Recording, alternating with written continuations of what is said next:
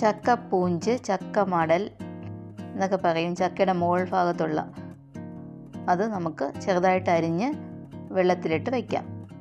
ഒപ്പം തന്നെ കുറച്ച് തേങ്ങ ചെറുതായിട്ട് അരിഞ്ഞ് വെച്ചിട്ടുണ്ട്. അരപ്പ് തയ്യാറാക്കാനായിട്ട് ഒരല്പം തേങ്ങയും മല്ലിപ്പൊടിയും മുളക് പൊടിയും വറുത്തത് 1 സ്പൂണ്, ഒരല്പം മഞ്ഞൾപ്പൊടി, പിന്നെ ഒരല്പം കറി മസാല. നന്നായിട്ട് അരച്ചെടുക്കാം. നന്നായിട്ട് വേണ്ട, ഒന്ന് ചതച്ചെടുത്താൽ മതി. എണ്ണ ചൂടാകുമ്പോഴേക്കും പെരിഞ്ചീരകം ഇട്ട് കൊടുക്കാം. ഇനി ആ തേങ്ങാക്കൊത്തിനെ വറുത്തെടുക്കാം. കുറച്ച് കറിവേപ്പിലയും കൂടെ ഇട്ടിട്ട് തേങ്ങാക്കൊത്ത് വറുത്തെടുക്കാം. തേങ്ങാക്കൊത്ത് നല്ലവണ്ണം മൂത്ത് വന്നതിന് ശേഷം അരിഞ്ഞു വെച്ചിരിക്കുന്ന പൂഞ്ചിട്ട് കൊടുക്കാം. പാകത്തിന് ഉപ്പും കൂടെ ഇട്ടിട്ട് നല്ലവണ്ണം ഇളക്കി അടച്ചു വെച്ച് വേവിക്കാം.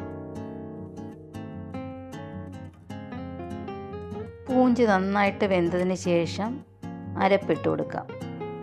അരപ്പ് പച്ചമണം മാറുന്നത് വരെ ഒന്ന് അടച്ചു വെക്കണം. ആവി കയറിയതിന് ശേഷം നല്ലവണ്ണം ഇളക്കി യോജിപ്പിച്ച് കൊടുക്കുക.